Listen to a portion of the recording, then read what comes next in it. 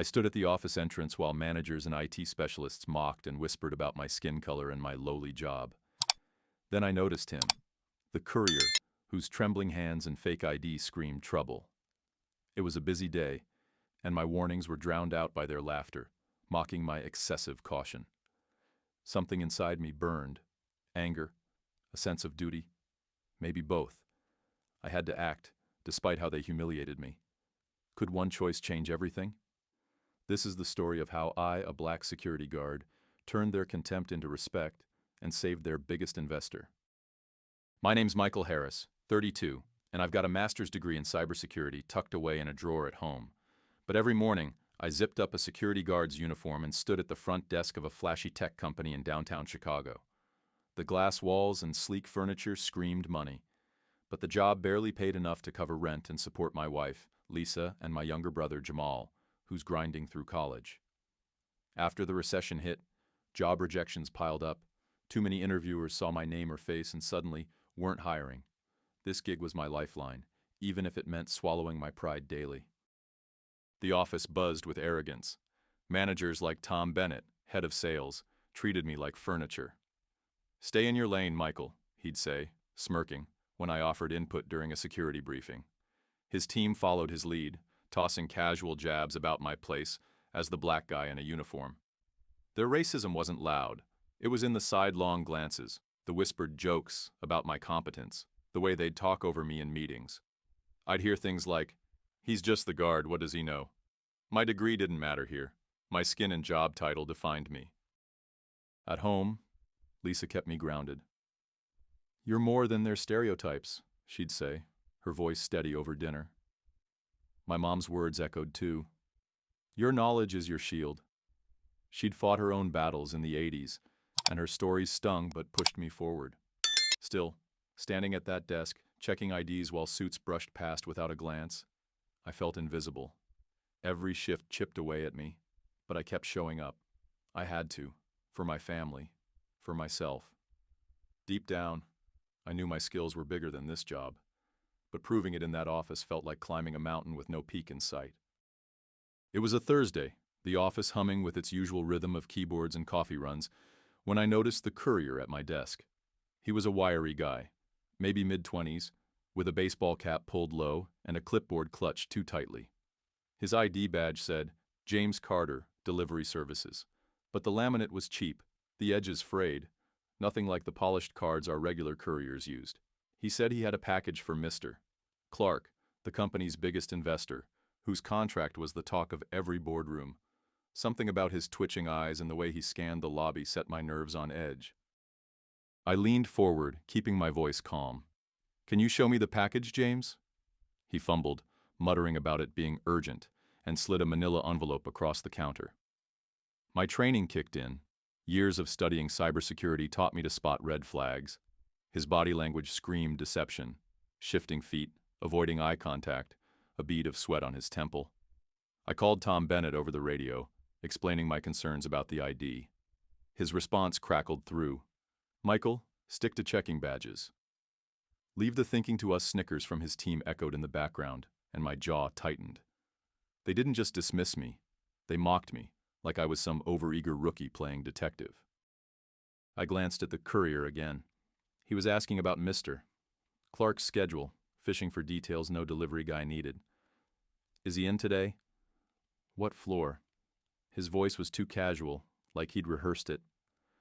I kept my face neutral, handing back the envelope, but my mind raced. This wasn't just a bad ID, this could be a breach. The contract Clark was signing was worth $50 million, and leaks had tanked deals like this before. I'd seen it in my studies. Corporate espionage disguised as routine deliveries. Their laughter still stung, but I couldn't let it stop me. I noted the time, 11:45, and jotted down James Carter's description in my log. Tom's words, "Not your job, Michael," looped in my head, each one a jab at my pride. But my gut screamed louder. If I was wrong, I'd look like a fool and maybe lose my job. If I was right, I could save the company millions. I decided to keep an eye on this guy, even if it meant going behind Tom's back. My heart pounded as I adjusted the security camera to track his path through the lobby. Duty outweighed their scorn. I had to act, no matter what they thought of me. The next morning, I stood at my post, the sting of Tom's dismissal still fresh. The lobby was quiet, but my mind wasn't. Yesterday's courier lingered in my thoughts like a warning light. I'd spent the night replaying his movements, the fake ID, the way he'd studied the office layout. I couldn't shake the feeling he'd be back. Sure enough, just after 10, he reappeared. Same cap, same nervous energy, this time with a different badge. Kevin Walsh, IT consultant. My stomach twisted. This wasn't a one-off. I snapped a discreet photo of his ID with my phone, noting the timestamp, 10:12, and logged his arrival. I radioed Tom again, keeping my voice steady. "Sir, the same guy's back, different badge. I think he's scoping the place." Tom's reply was sharp, almost amused. "Michael, you're not a cop. Stop playing hero and do your job." I heard his team chuckle through the static, one of them muttering, "Black guy thinks he's Sherlock now." The words hit like a punch, but I kept my face blank, scanning the consultant as he moved toward the elevators. Their laughter burned, but I wasn't imagining things. My cybersecurity training screamed this guy was trouble. At lunch, I overheard Tom in the break room bragging to his team about keeping the help in check. He spotted me and raised his voice. "Michael, you're not paid to think. Stick to the door, all right?" His colleagues smirked, one adding, "Yeah, don't strain yourself." The room felt smaller, their words carving into me. I wanted to shout about my degree, my years of study, but I just nodded and walked out. Back home, Lisa saw my face and knew. "They're wrong about you," she said, squeezing my hand. "Show them who you are." Her words steadied me, but doubt gnawed. Could I really change their minds? I kept tracking Kevin. He lingered near the server room, asking a receptionist about security protocols. My pulse quickened. He was probing weaknesses. I reported it to my supervisor, Carl, a gruff guy who'd always been fair. "Michael, you're reaching," he sighed. "Don't stir up trouble." His dismissal stung differently. Not cruel, just tired, like he couldn't see past my uniform either. I felt the weight of their assumptions. Black, low level, not worth listening to. It wasn't just Tom. It was the whole system boxing me in. That night, I couldn't sleep. Their voices, Tom's condescension, his team's snickers, played on a loop. I pulled out my old cybersecurity textbooks, flipping through pages on data breaches. My notes from the courier and consultant were piling up. Timestamps, photos, descriptions. I wasn't wrong, but proving it felt like shouting into a void. The next day, Kevin was back again, now chatting up an intern about camera blind spots. My hands shook as I logged it. I was risking everything, my job, my reputation, but doing nothing wasn't an option. Their prejudice was a wall, but I'd find a crack. I had to. The office was a blur of suits and screens, but my focus was razor sharp on Kevin Walsh, who slipped into the building again that Wednesday morning. I'd had enough of being ignored. His third visit in 3 days wasn't a coincidence. He was after something big, and my gut told me it was tied to Mr. Clark's $50 million contract. I stood at my post, watching him head toward the investor's floor, his backpack slung low like it carried more than papers. My cybersecurity training screamed, this was a data breach in the making. I wasn't going to let their sneers stop me anymore. I grabbed my phone and followed at a distance, heart pounding. He ducked into a hallway near Mr. Clark's office, where I saw him plug a USB drive into an unattended computer. My breath caught. This was no consultant. I remembered a case study from grad school. Hackers used fake credentials to steal sensitive files just like this. I had seconds to act. I radioed Lisa, Mr. Clark's assistant, who'd overheard me talking cybersecurity once and didn't brush me off like the others. "Lisa, it's Michael. The guy in Clark's office isn't legit. He's on the computer now." "Michael, you sure?" she asked, her voice tense but trusting. "I'll check the cameras." I gave her the hallway details, my hands steady despite the adrenaline. I couldn't confront him directly. Protocol forbade it, and I'd be fired on the spot. Instead, I locked the office door remotely from the security panel, trapping him inside. My fingers shook as I dialed the police, whispering the situation. Suspicious individual, possible data theft. They were 10 minutes out. 10 minutes felt like forever. Tom's voice crackled over the radio. "Michael, why's Clark's door locked? You screwing around again?" I ignored him, focusing on Lisa, who was now pulling up camera feeds. "He's downloading something," she whispered back. "I see it." I sent her the photos of Kevin's IDs, James Carter, Kevin Walsh, all fake. She gasped. "Michael, you were right. I'm telling Clark her belief in me was a lifeline, cutting through the doubt Tom and his crew had planted." I stood by the security desk, pretending to check IDs while watching the hallway monitor. Kevin was rattled, tugging at the locked door. My mind raced. What if I was wrong? I'd lose everything. My job, my family's stability. But doing nothing could cost the company millions and prove Tom right, that I was just a guard with no business thinking bigger. Lisa rushed over, her face pale. "Clark's on his way. He wants to know everything." For the first time, someone in this building saw me as more than a uniform. I walked her through my notes, timestamps, descriptions, the fake IDs. She nodded, scribbling it down. "Michael, you studied cybersecurity, didn't you?" I admitted I had a master's, and her eyes widened. "Why are you still a guard?" The question stung, but I shrugged. Life doesn't always line up. She didn't push, just said, "Stay here. We're handling this." The police arrived quietly, no sirens, and I pointed them to the office. My chest tightened. Everything hinged on this moment. If I'd misread it, I was done. But if I was right, I'd finally make them see me. The police led Kevin Walsh out in handcuffs, his backpack slung over an officer's shoulder as they exited the glass-walled lobby. My heart still raced, but I stood tall at my post, avoiding the stares of coworkers who'd gathered like vultures. Lisa, Mr. Clark's assistant, hurried toward me, her heels clicking on the marble floor. "Michael, Clark wants you in his office." Now. Her voice was urgent, but her eyes held something new. Respect. I nodded, wiping sweaty palms on my uniform, and followed her to the 15th floor. Tom's voice hissed over the radio. "Michael, what the hell did you do?" I didn't answer. For once, I didn't have to.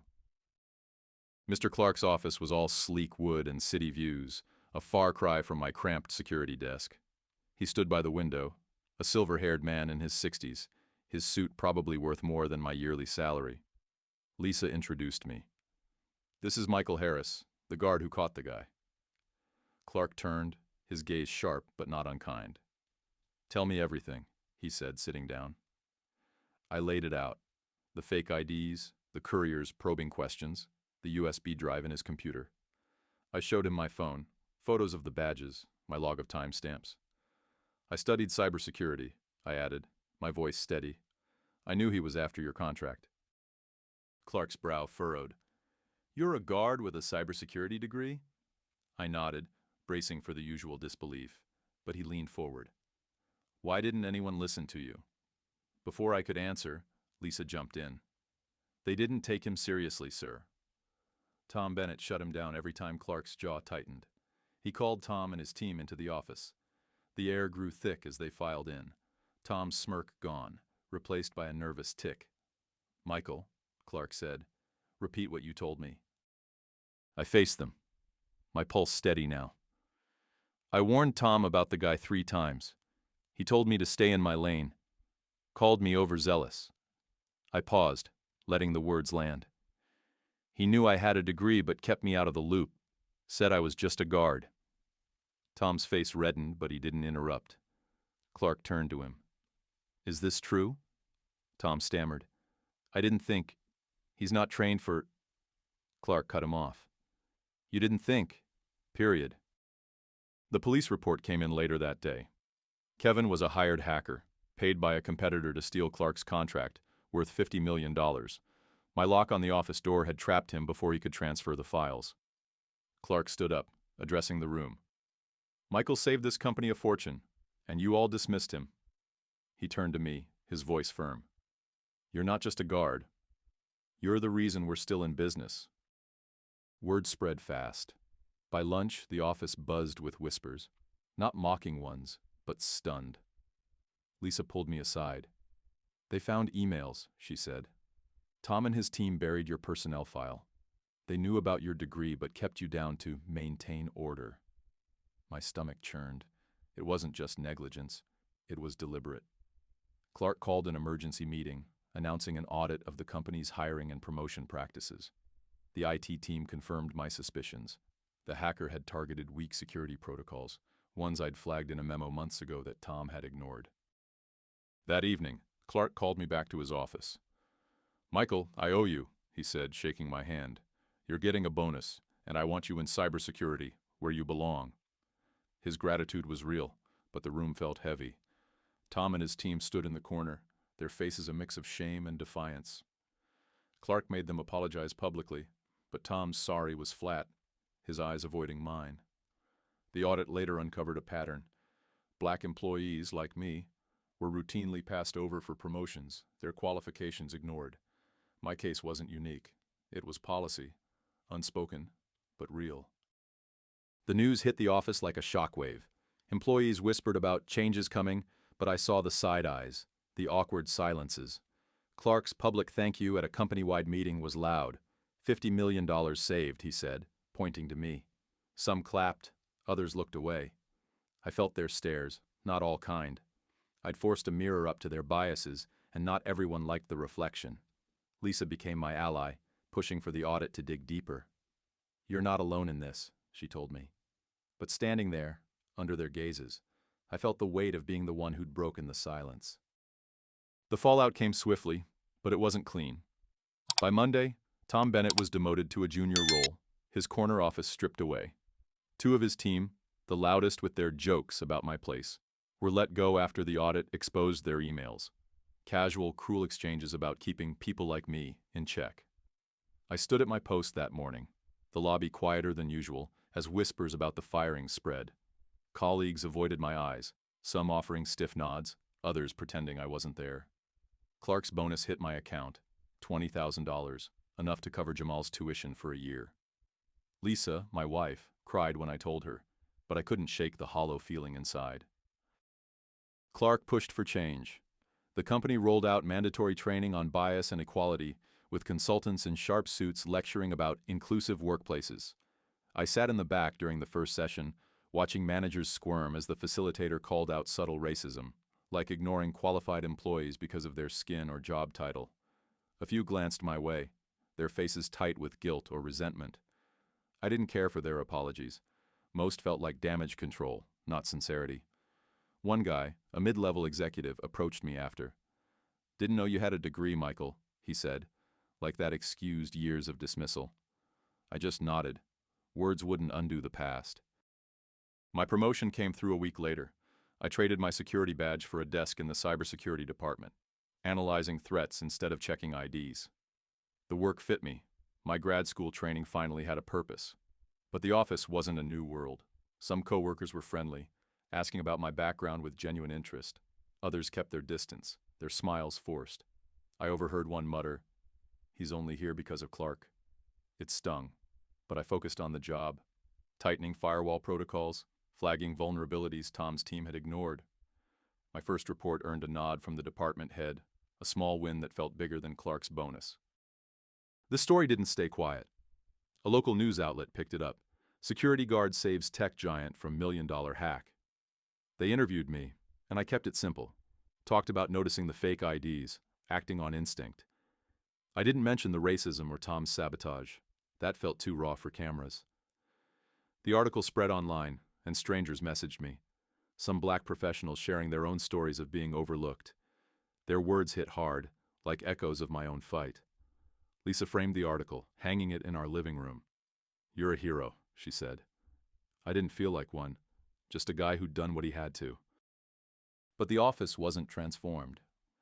The training sessions faded into routine, and I still caught sidelong glances, the kind that said I'd rocked the boat too hard. Clark's audit uncovered more cases, Black and Latino employees stuck in low roles despite qualifications. But change was slow. A new hiring policy was drafted, but I heard managers grumble about quotas. I wondered how deep the roots of their bias ran. My victory had cracked the system, not broken it. At home, I told Lisa, "I got my dignity back, but it's not enough." She squeezed my hand. "It's a start, Michael."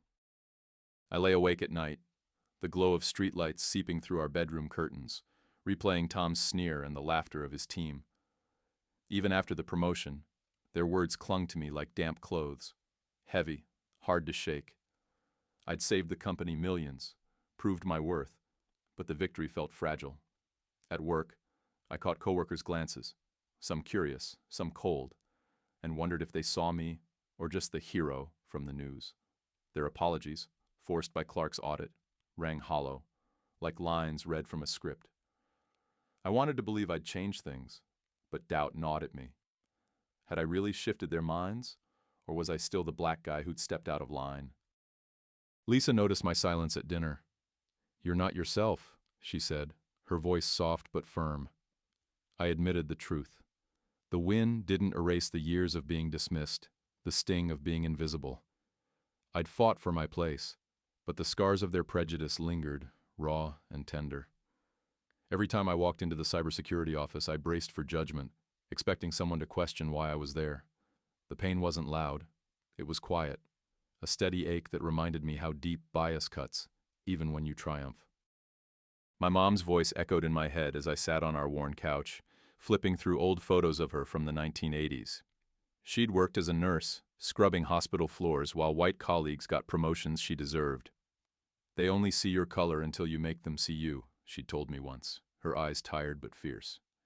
Those words carried me through the worst days at the tech company, but they also reminded me how little had changed. Her stories of being ignored, underestimated, cut deep. They weren't just hers, they were mine too. I carried her fight, and now Jamal, my brother, was stepping into a world where the same biases waited. I wanted to shield him, but I knew he'd face it too. Sitting there, I felt the weight of generations. Mom's resilience pushed me to act that day with the hacker, but it also left a knot in my chest. Her battles, my battles, they were links in a chain, heavy with the truth that prejudice doesn't just vanish. I'd won a round, but the fight wasn't over. I settled into my new desk in the cybersecurity department, the hum of servers a stark contrast to the lobby's bustle. My first project, securing the company's cloud network, felt like coming home, my grad school skills finally alive. But the weight of those years as a guard lingered.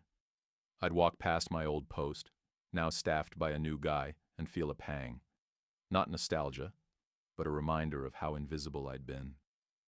The office was different now, with training posters on diversity plastered on the walls, but I knew better than to trust surface changes. Some colleagues still kept their distance, their smiles tight, like I'd exposed too much of their world. Lisa saw the change in me, though.